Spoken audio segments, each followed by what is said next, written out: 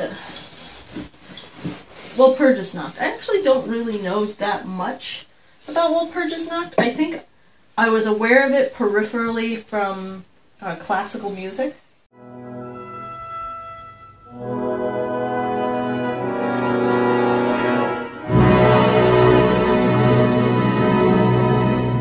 Where it's mentioned a lot. And also you hear it called May's Eve. I've never really thought about the fact that May's Eve is Walpurgisnacht, which is mentioned in The Craft, that the beach scene where she takes in Minot and goes power hungry. Aid us in our magical working on this May's Eve. You lush, you wino. Only sometimes, like right now.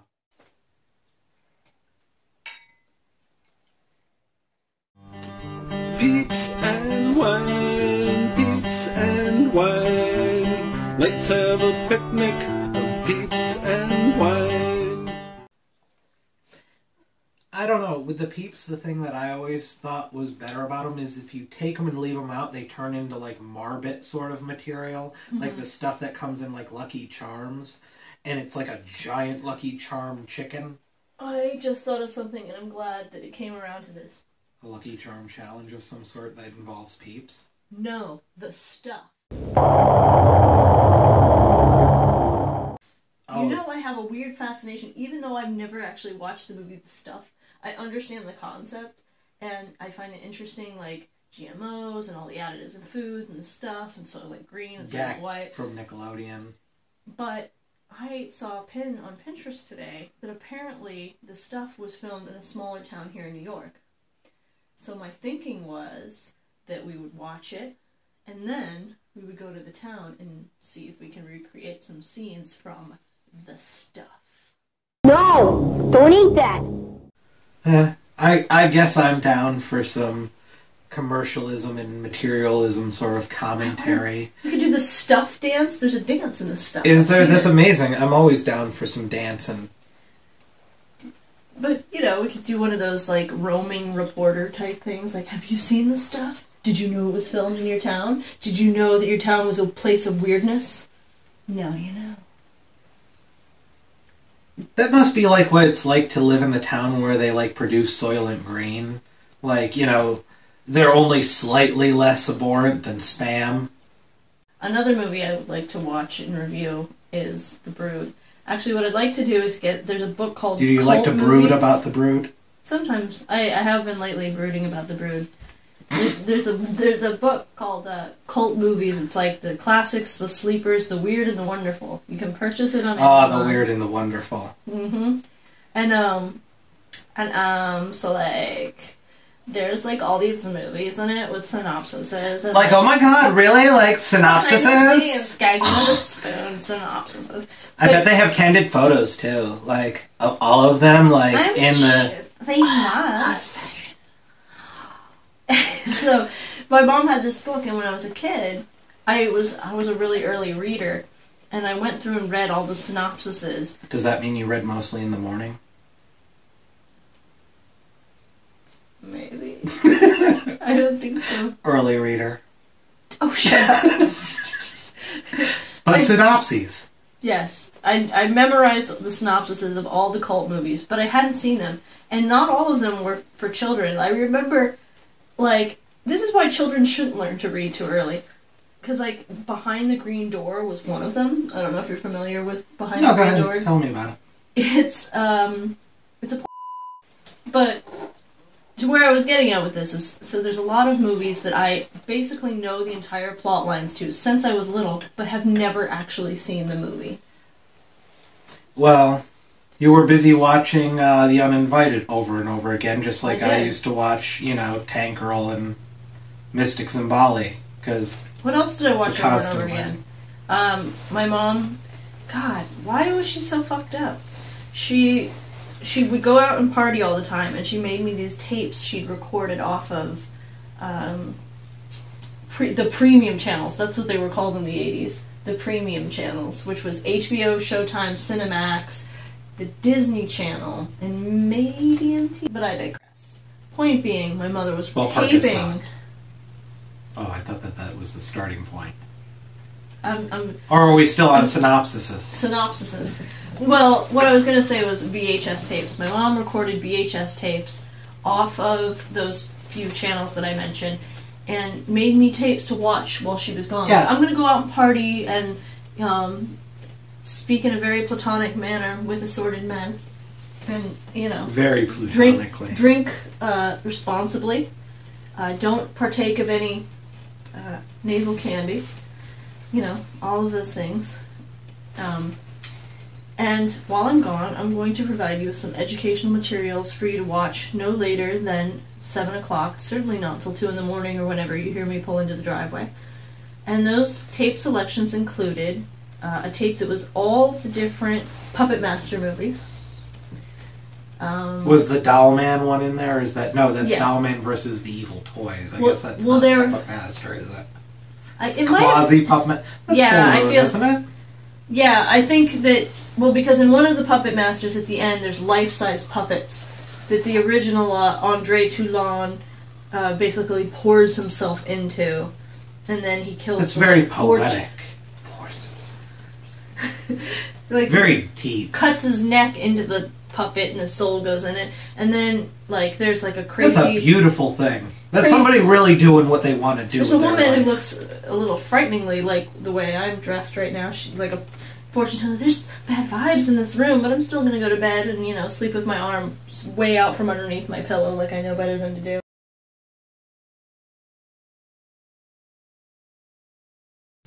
And Andre sees this woman is like, I'm gonna put her in the body of this final puppet and have her to sploink for all eternity. Like Mannequin backwards. Essentially. So if you watch Mannequin in reverse, you get this movie. So it's like a double-sided experience. Repeat. I remember that scene being very scary when he's like, don't worry, my love. Everything will be fine. And there's the girl in the chair. Then did like a spear come through his chest? Because that's usually no, like... he cuts his throat into the puppet. Oh! Okay, I got confused about who we were talking about. There's the girl tied up in the chair, and it may have been a different girl than the fortune teller at that point. The logistics of this is very complicated. So Andre Toulon was in love with this sweet woman, and she was tied up in the chair, and there was the man puppet, woman puppet, life-size. He's like, don't worry, my love, everything will be fine. Slits his throat into the puppet, stands up as the puppet. Super creepy, right? She gets away somehow. And there's only enough, life juice left. He's like, oh, I'm sorry, all my little deadly puppets. I cannot put the juice into you because I need it for my sploink partner. Because that's how magic works. I've read Aleister Crowley, magic juice. And then the puppets are all like, but we brought you back to life, Who wouldn't be head master. scratching after that? Come on. Because they brought him back to life because they were all dying because they needed Andre Toulon to make the magic juice that keeps them alive. So they brought him back to life. But instead... They sound codependent to me. Well, as is the trope with many horror movies, he goes, oh, I'm sorry, I cannot use this. At least you got an apology, jeez. That's a lot to ask for I these made days. this juice out of all the brains that you brought me, but I cannot put it into you because this girl's very hot and I need to put her in this puppy. And they go, angry, we kill you now. Now, there's a fortune teller. This is where the fortune teller comes in. Okay. They like her for some reason. I don't remember what happens in the movie, but they're attached to her. Usually the accent. That usually draws me in. And they had killed her, but they put her body aside because they kind of liked her. They had to take her brain to bring to Toulon to make the magic juice. But they still have her. So, after they killed Toulon, they put the fortune teller in the empty girl puppet body. And then she takes care of them after that, and they're driving around. And then you get the Looney Tunes moment where here's the fortune teller in the puppet body with all the deadly puppets.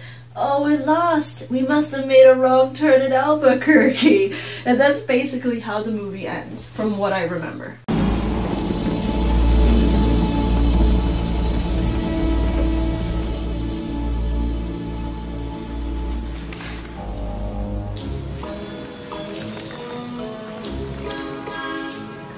Should have taken a left at the cross. Надо было на перекрестке налево.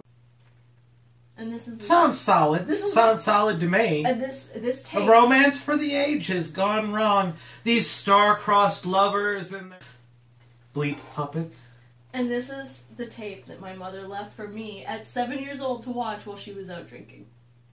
Amongst others. This was also a tape of... Contrast that against Le Blue Girl. Root of Lust. Need I say more?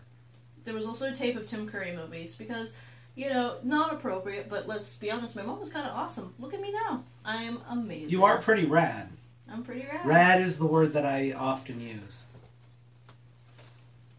You wish you were an image of me. Not the real me, though. Don't wish for that. That's a terrible wish. I already drank what I had, but I'm good. It's fine because there's always more. So TJ is doing his movie reviews. Hey guys, this is Mr. Teej 66. Maybe seen? I should pour myself some. We're gonna talk about TJ. Is this about Teenage Mutant Ninja Turtles? Because TJ doesn't know shit about Teenage Mutant. He thinks he knows. He thinks he knows. I'll call you out. We're gonna wrestle about who's better, Donatello or Leonardo.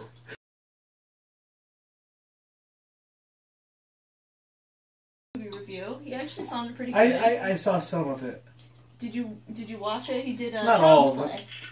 He caught me at a bad time. We all told him, TJ, you cannot talk about movies that are horror from the 80s. That's because he's afraid of them. It's hard to talk about things that you're afraid of. He's like, No. I just meant the fact that we're talking about Puppetmaster. Oh, okay. Yeah, well, that Chucky did the same thing, but he went the smart route. He just asked Satan. Like, isn't that like the thing in the horror movies? Like, hey, Satan, I want this. It's like, your soul, okay. You know, just being a doll. I tried to once, but, you know, the maintenance, you know, all the laws associated with, like, you have to make sure they have a shower and, like, a usable toilet. You can't throw them in a pit of fire until they're dead. Stuff like that. I never bathed my souls. I kept them in a cigarette box, and I didn't smoke. Well, so you're from Florida. They don't have as many restrictions about, like, criminal necromancy. The taxes on soul keeping are very low in Florida.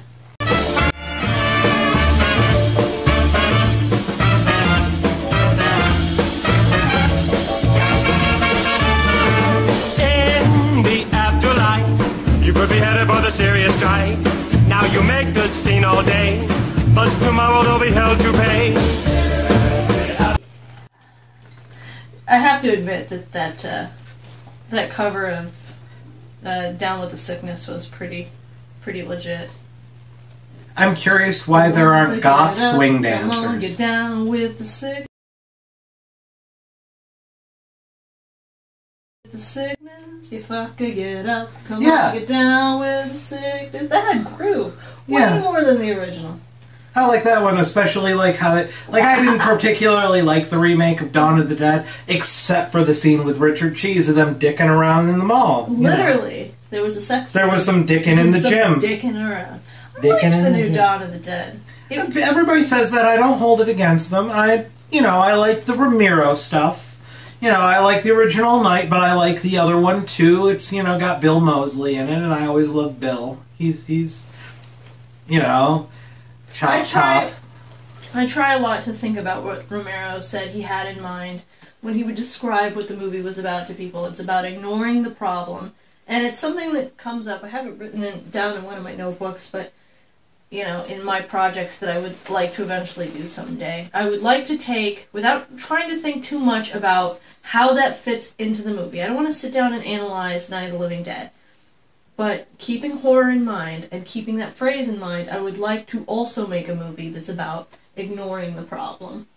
Because he says that, you know, that was a movie about the 60s, and then he tried to make, Night of the Living Dead. And then Dawn of the Dead was the 70s, and, the third one, Day of the Dead, was the 80s.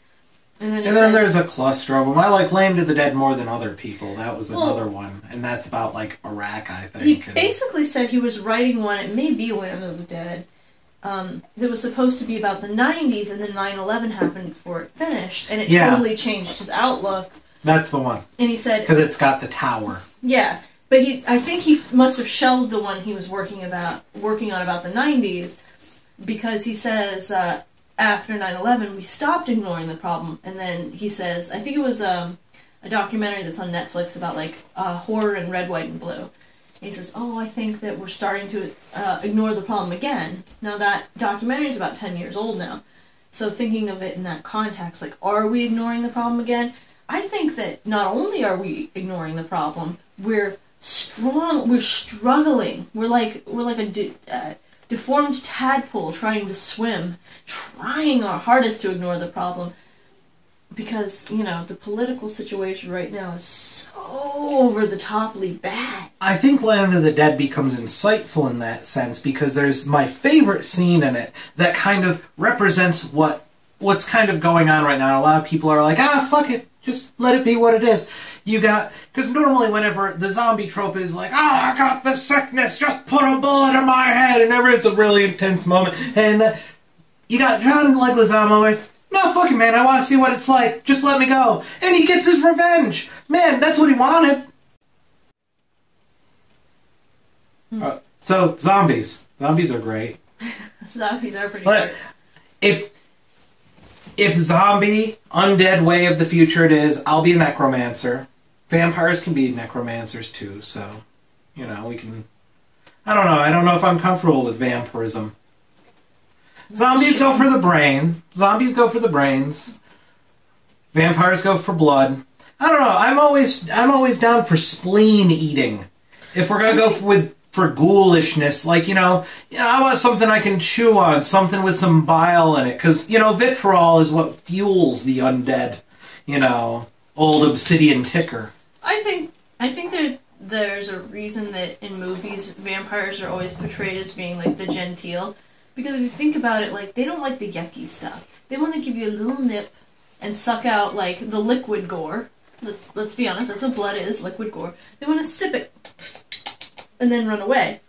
You know, and then you've got werewolves that want to devour just like an animal. They're probably the most natural of the supernatural beasts. And then you've got zombies and ghouls. Mm-hmm. Ghouls would be, you know, flesh eaters that haven't died. Zombies have died. And they're not afraid to get up in the nasty stuff, you know. But, yeah, I just see vampires as being either the gentiles or, not in the Jewish sense, but like the, you know, the pinky up of the monsters. Like even Nosferatu, he was classy, you know, a little bit of that. Like Count Orlok, you know, I know later on in the kind of cooler version with Isabella Anjani. You know, he is actually Dracula, but in the original, Count Orlok, and I always like to pretend he's like a different guy, like, you know, instead of Dracula, like, you got this guy, Dracula's all Bela Lugosi, you know, Christopher Lee, yeah. You know, handsome guy, but, you know, restrained and out back there, but, you know, you got Nosferatu, it's like, I'm still a classic guy! You know, working with what he's got. You gotta appreciate that. I think that Nosferatu is great because it makes, as with much German expressionism, makes horror and unease beautiful. And 50-cent word, German expressionism. Learn it. Spend the money. Mm-hmm.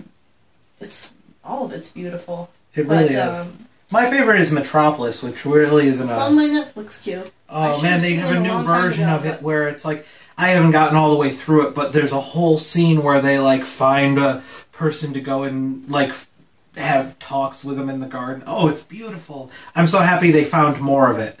But what I was saying was that, you know, I think that early on, with the switch from Nosferatu to the original Bela Lugosi Dracula, as much as I love Bela Lugosi, German expressionism made that which is uneasy and disturbing beautiful. And then you get Bela Lugosi, and it became focused on the actors being beautiful. The actors and actresses. They stopped trying to make it a painting and made it a really nice picture of attractive people. And now it's got to the point where, like, no matter how talented you are, if you're not beautiful, you can't be on camera. Which is why I have a lot of respect for YouTube, because it finally gives a platform to people who may not be movie star beautiful, or have the makeup and Photoshop team to make themselves look beautiful, because let's be honest, most actors and actresses aren't nearly as pretty as we think they are. Not everybody can be beautiful in real life.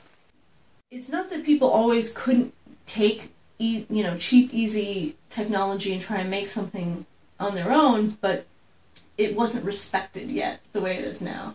But now that mainstream media and mainstream movie making is so hokey, and there's such a thirst for the authentic, that small filmmakers finally have the respect, and you can look at a homemade movie on YouTube or on a website and you don't automatically think, well, it's not a real movie. In fact, it's sort of like, and you're putting eyes on it, aren't you? I hate to bring this up, but one of the most sought after forms of pornography is amateur. Yeah, I was seeking some of it out the other day. It's nice. There's a sincerity behind it. Like, here are two people who love each other so much, they want to show everybody how much they like ballin'. But, I mean, I feel like that's the way it is gone. It's gone backwards from that to general entertainment. People no longer want to see something where, 100 teams of people have polished it. And what's left? Take that Vaseline off my phone. We don't need a soft lens. We're going to show it crisp and real. Well, if you imagine that the original material, that the creator, whoever he may be, the writer of the film or whatever, he's got an unfinished gemstone. And then you've got, the casting agents, they polish it, and the directors polish it, the producers polish it, and the focus groups polish it. Polishing going on over there. Yeah, and by the time they're done polishing that stone, it's like this big, and the substance is completely They're gone. like a rock tumbler. Be seeing you.